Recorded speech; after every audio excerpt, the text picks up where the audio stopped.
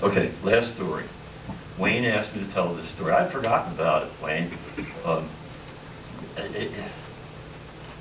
It was in Rec Facts, and it's the story of the Balboa, and it's the story of the captain's gift to God. The Balboa was a 325-foot freighter that was sailing from South America to Miami, very much overloaded with lumber. It was so overloaded that when it got caught in a hurricane, the cargo shifted and the ship started to leak, and the captain knew if he didn't get it grounded that they were all going to go under. Fortunately, Grand Cayman Island wasn't very far away. So he headed in and he grounded it at Grand Cayman Island, not far from the shoreline. But that's, he wasn't out of the trouble yet. The rain is pouring, the rain is pelting down, the winds are blowing, the ship is listing. He races down and he gets the strong box. In the strong box he had money that he had saved up because he was going to retire soon, and some company money. So he had some pretty, in a strong box that he's clutching to his chest. He comes up on deck and the ship is listing, and the men are trying to lower the boats, and they're having a terrible time lowering the lifeboats, and he's clutching. The rain is just pouring down. He looks up and he's, dear God, if you save my crew and you save me and my strong box, I will make it up to you. I will make it up to you.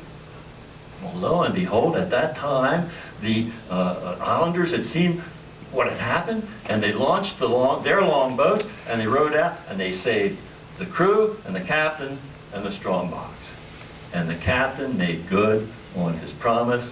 He built a beautiful church, not far from the shoreline. But that's not the end of the story. I dove the Balboa. The Balboa is a night dive. The reason it's a night dive is because they don't want divers in the harbor during the day. There's too much boat traffic. Now, meanwhile, years ago, the Balboa had been dynamited because it was a navigational hazard. So it spread out all over the bottom over a couple of football fields. But you could still see ribs and metal plates and boilers and things like that. So we anchored in the Georgetown Harbor. Now, you may think a night dive is rather eerie. It really wasn't. You get 8 divers in the water. Those waters are crystal clear. 8 divers in the water with lights on, and the whole scene lights up, and then the water's flat calm. There was a gibbous moon. We had some moonlight, and it was interesting in that if you in a night dive, if you take your hand and swirl it, it makes a whole lot of real pretty little white, look like little white rockets spinning all around. That's bioluminescence. And if you follow a diver, his spins will do the same thing in front of you. So that's kind of one of the fun things of the night dive. So anyway, we paired off 2 by 2 in file, followed the dive master, and we take our lights and put them up underneath and shine them up to look for the creatures up in the shadows. And it was kind of neat.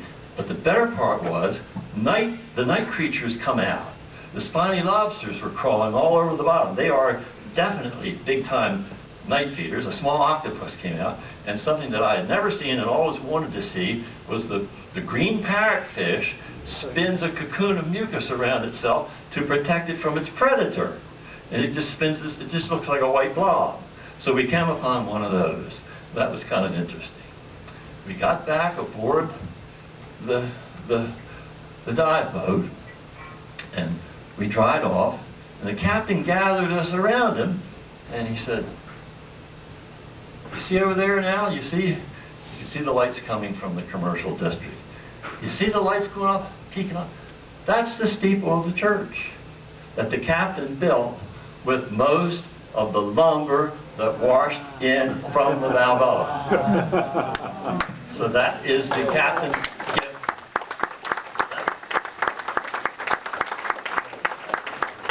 And thank Wayne for that, because I had forgotten the story and Wayne reminded me of it. Now, before I step down, I am going to make a request of Dirk. will you put me in your next novel? Now, you can make me that handsome. Oh, and by the way, Clive described me as an acrobatic body. You can make me that handsome, expert archaeologist with the acrobatic body, or you can make me a bad guy. I don't care. Just give me back that.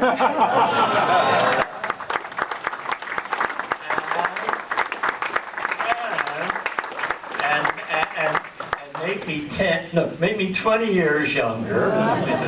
Now, what will I do for you in return? I will continue to write my column on Numa.net, where there's always another shipwreck. Thanks.